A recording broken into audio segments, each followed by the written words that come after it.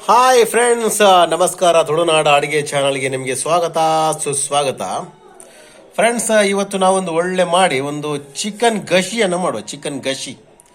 Chicken ಗಶಿ ಮಾಡಲಿಕ್ಕೆ ಇಲ್ಲಿ ನಾವೆಲ್ಲ ತಗೊಂಡಿರುವ ಇಂಗ್ರೀಡಿಯೆಂಟ್ಸ್ ಏನಂದ್ರೆ, ಇಲ್ಲಿ ಗಮನ ಕೊಟ್ಟು ನೋಡಿ. 2 ಚಮಚೆಯಷ್ಟು ಕೊತ್ತಂಬರಿ, 1 ಚಮಚೆಯಷ್ಟು ಜೀರಿಗೆ, 1 ಚಮಚೆ ಕಾಳುಮೆಣಸು, 2 ಚಕ್ಕೆ ತುಂಡು, 2 ಇಷ್ಟು ಚಿಕ್ಕ ಚಿಕ್ಕ ತುಂಡು. ಆ ನಂತರ 1 ಲವಂಗ ಪೀಸ್ ಇದೆ, 1 ಏಲಕ್ಕಿ ಪೀಸ್ ಇದೆ. ಅದೇ ರೀತಿ 2 ಲವಂಗ ಇದೆ, 1 ಚಿಕ್ಕ ಸ್ಟಾರ್ ಹೂವು ಇದೆ, ಒಂದು ಚಿಕ್ಕದು.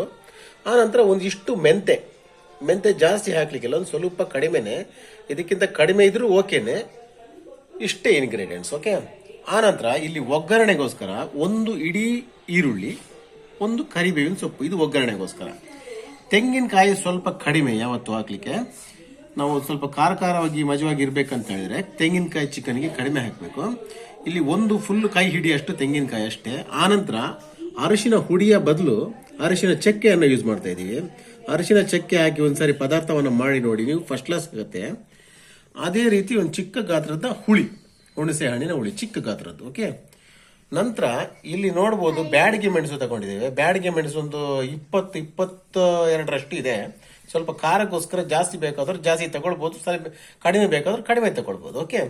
ಆ ನಂತರ ಬೆಳ್ಳುಳ್ಳಿ ಇದೆ, ಇಲ್ಲಿ ಒಂದು 7-8 ಎಸಳು ಬೆಳ್ಳುಳ್ಳಿ ಇದೆ, ಅದನ್ನ ನೀಟಾಗಿ ಕಟ್ ಮಾಡಿ ಇಟ್ಟಿದ್ದಾರೆ. ನಂತರ ಒಂದು ಈರುಳ್ಳಿ ಇದೆ, ಒಂದು ಮೀಡಿಯಂ ಗಾತ್ರದ ಈರುಳ್ಳಿ ಇದೆ, ಒಂದು ಕರಿಬೇವಿನ ಸೊಪ್ಪು ಇದೆ. ಇದು ಮಸಾಲೆ ಮಾಡ್ಲಿಕ್ಕೆ, ನಮಗೆ ಮಸಾಲೆ ಅರಿಲಿಕ್ಕೆ, ಓಕೆ. ಇದು ಮಸಾಲೆಗೋಸ್ಕರ, ಇದು ಒಗ್ಗರಣೆಗೋಸ್ಕರ. ನಂತರ ಇಷ್ಟೇ ಇಂಗ್ರೀಡಿಯೆಂಟ್ಸ್ ಬೇಕಾಗಿರೋದು ನಮಗೆ ಫ್ರೆಂಡ್ಸ್. ಮೊದಲನೇದಾಗಿ ನಾವು ಆಸ್ ಯೂಶುವಲ್ ಹೇಳ್ತಾ ಇದ್ದಾಗೆ ಒಂದು ಬಾಣಲೆಯನ್ನು ತಕೊಂಡು ಅದಕ್ಕೆ ಒಂದು 3-4 ಚಮಚ ಎಣ್ಣೆಯನ್ನು ಹಾಕಬೇಕು. ಎಣ್ಣೆ ಹಾಕಿದ ನಂತರ ನಾವು ತಗೊಂಡಿರುವಂತ ಮೆಣಸನ್ನು ಇಲ್ಲಿ ಒಳ್ಳೆ ಮಾಡಿ ಹುರಿಬೇಕು.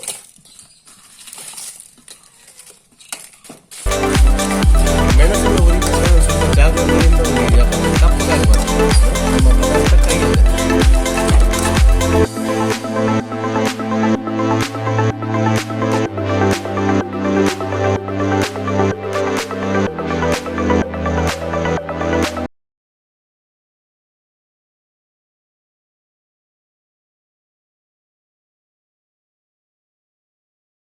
ಯಸ್, ಓಕೆ ಫ್ರೆಂಡ್ಸ್, ಇಲ್ಲಿ ಮೆಣಸು ಒಳ್ಳೆ ಮಾಡಿ ಹುರಿದಾಗಿದೆ.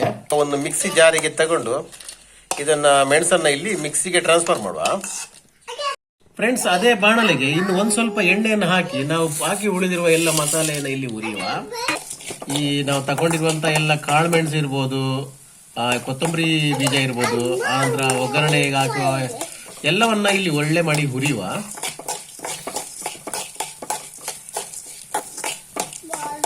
ಚೆನ್ನಾಗಿ ಹುರಿದ ನಂತರ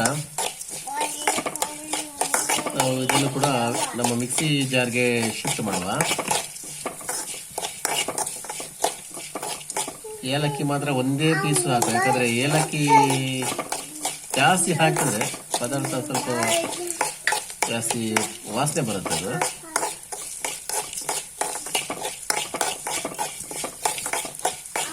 ಅಡುಗೆ ಸಾಮಗ್ರಿಗಳನ್ನು ನಾವು ಯಾವತ್ತು ಹದದಲ್ಲಿ ತಗೊಳ್ಬೇಕಾಗುತ್ತೆ. ಜಾಸ್ತಿ ತಗೊಂಡ್ರೆ ಅಲ್ಲಿ ನಮ್ಮ ಪದಾರ್ಥದ ಒಂದು ಕವಿ ಹೋಗುತ್ತೆ. ಅದು ಮೀಡಿಯಂ ಅಲ್ಲಿ, ಎಲ್ಲವನ್ನ ಮೀಡಿಯಂ ಅಲ್ಲಿ ತಗೊಂಡ್ರೆ ಅಡುಗೆ ಪದಾರ್ಥ ಸೂಪರ್ ಆಗುತ್ತೆ. ಓಕೆ ಫ್ರೆಂಡ್ಸ್, ನಾವೀಗ ಈ ಹುರಿದದನ್ನೆಲ್ಲ ಈ ಮಿಕ್ಸಿ ಜಾರಿಗೆ ಶಿಫ್ಟ್ ಮಾಡುವ. ಇದನ್ನು ಕೂಡ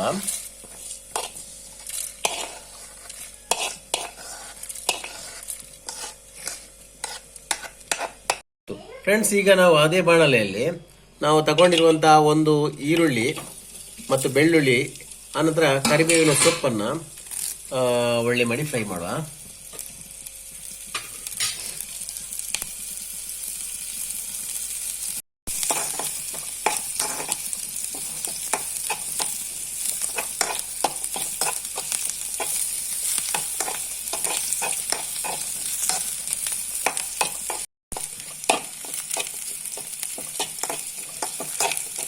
ಫ್ರೆಂಡ್ಸ್, ಈಗ ನಾವು ಈರುಳ್ಳಿ, ಬೆಳ್ಳುಳ್ಳಿ ಮತ್ತು ಕರಿಬೇವಿನ ಸೊಪ್ಪನ್ನ ಇಲ್ಲಿ ಒಳ್ಳೆ ಮಾಡಿ ಫ್ರೈ ಮಾಡಿದ್ದೇವೆ. ಸ್ವಲ್ಪ ಎಣ್ಣೆಯನ್ನು ಹಾಕಿ ಈಗ ಇದು ಒಳ್ಳೆ ಫ್ರೈ ಆಗ್ತಾ ಬಂದಿದೆ. ಈಗ ಇದನ್ನು ಕೂಡ ನಾವು ಮಿಕ್ಸಿ ಜಾರಿಗೆ ಶಿಫ್ಟ್ ಮಾಡುವ. ಈ ಚಿಕನ್ ಪದಾರ್ಥದಲ್ಲಿ ಎಲ್ಲವನ್ನು ನಾವು ಚೆನ್ನಾಗಿ ಹುರಿಬೇಕಾಗತ್ತೆ. ಈಗ ಅದೇ ಬಾಣಲೆಯಲ್ಲಿ ತೆಂಗಿನ ತುರಿ ಮತ್ತು ಅರಿಶಿನ ಹುಡಿ ಇವನ್ನ ಹುರಿಬೇಕು. ಒಳ್ಳೆ ಮಾಡಿ ಫ್ರೈ ಆದ ನಂತರ ಇದನ್ನು ಕೂಡ ನಾವು ಮಿಕ್ಸಿ ಜಾರಿಗೆ ಶಿಫ್ಟ್ ಮಾಡುವ. ತೆಂಗಿನ ತುರಿ ಆದಷ್ಟು ಒಳ್ಳೆ ಹುರಿಬೇಕು.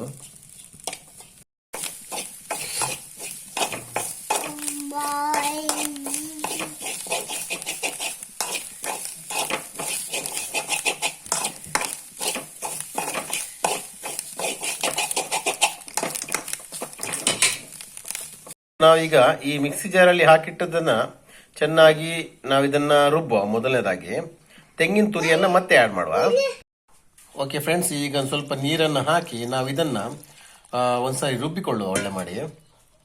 ನಂತರ ಇದಕ್ಕೆ ತೆಂಗಿನ ತುರಿಯನ್ನ ಸೇರಿಸುವ.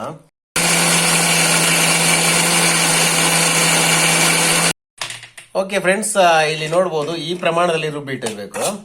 ನಂತರ ಈಗ ಇದಕ್ಕೆ ತೆಂಗಿನ ತುರಿಯನ್ನು ಸೇರಿಸುವ.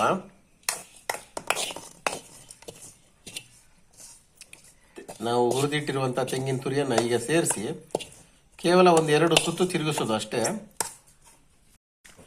ಎಸ್, ಈಗ ತೆಂಗಿನ ತುರಿಯನ್ನು ಹಾಕಿದೆ. ಇದಕ್ಕೆ ಸ್ವಲ್ಪ ನೀರನ್ನು ಹಾಕುವ. ನೀರನ್ನು ಹಾಕಿದ ನಂತರ 1-2 ಸುತ್ತು ತಿರುಗಿಸಿ ತೆಗೆಯೋದು.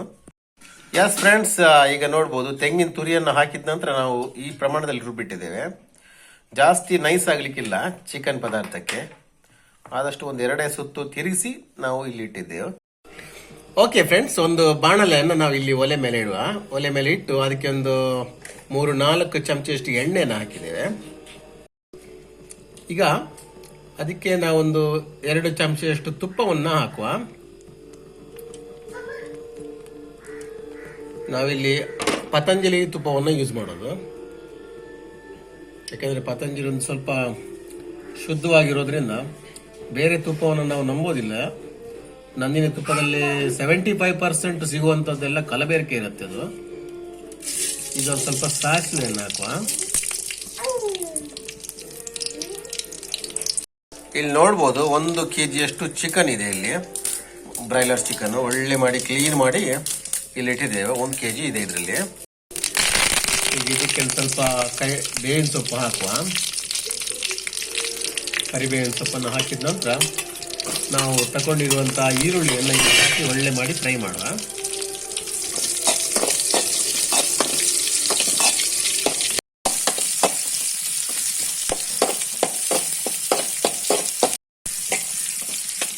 ಈಗ ನಾವು ಇದಕ್ಕೆ ಚಿಕನ್ ಅನ್ನ ಆಡ್ ಮಾಡುವ ಫ್ರೆಂಡ್ಸ್. ನಾವು ತಗೊಂಡಿರುವಂತ ಎಲ್ಲ 1 kg ಚಿಕನ್ ಅನ್ನ ಇಲ್ಲಿ ಆಡ್ ಮಾಡಿ ಒಳ್ಳೆ ಮಾಡಿ ಬೇಯಿಸುವ.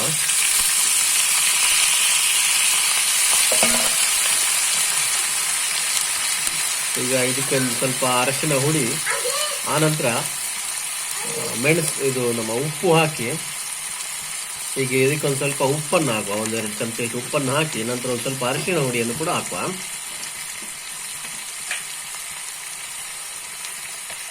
ಅರಶಿನ ಹುಡಿಯನ್ನು ಹಾಕಿ ಒಂದ್ಸರಿ ಒಳ್ಳೆ ಮಾಡಿ ಬೇಯಬೇಕಿದು ಒಗ್ಗರಣೆ ಜೊತೆ. ಒಳ್ಳೆ ಮಾಡಿ ಇದನ್ನು ಒಂದ್ಸರಿ ಒಗ್ಗರಣೆ ಜೊತೆ ಬಾಯಿ ಮುಚ್ಚಳ ಹಾಕಿ ಒಗ್ಗರಣೆ ಜೊತೆ ಬೇಯಿಸುವ ಇದನ್ನ.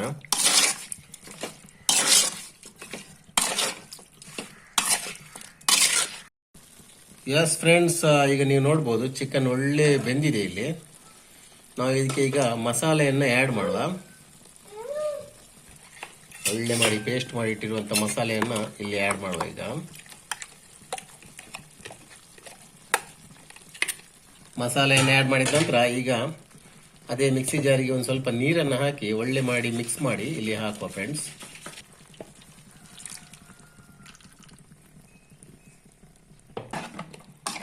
ಒಳ್ಳೆ ಮಾಡಿ ಚೆನ್ನಾಗಿ ಮಿಕ್ಸ್ ಮಾಡಬೇಕು.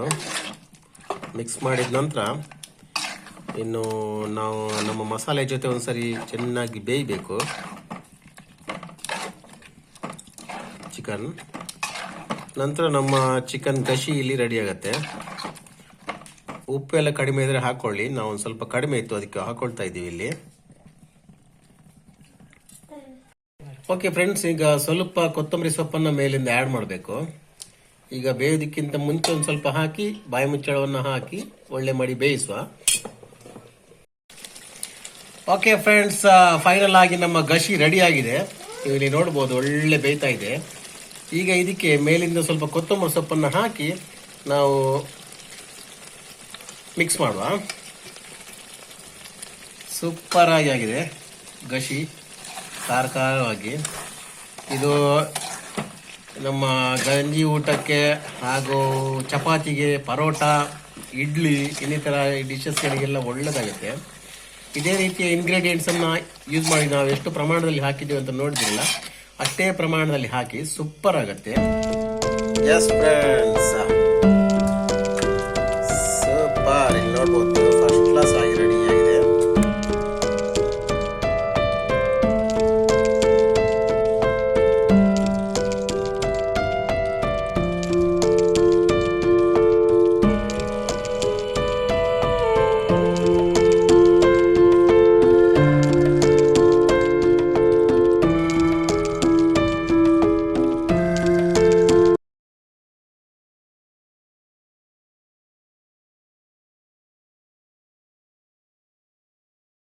ಎಸ್, ಓಕೆ ಫ್ರೆಂಡ್ಸ್, ಸೂಪರ್ ಆಗಿ ಮೂಡಿ ಬಂದಿದೆ ನಮ್ಮ ಒಂದು ಚಿಕನ್ ಗಶಿ.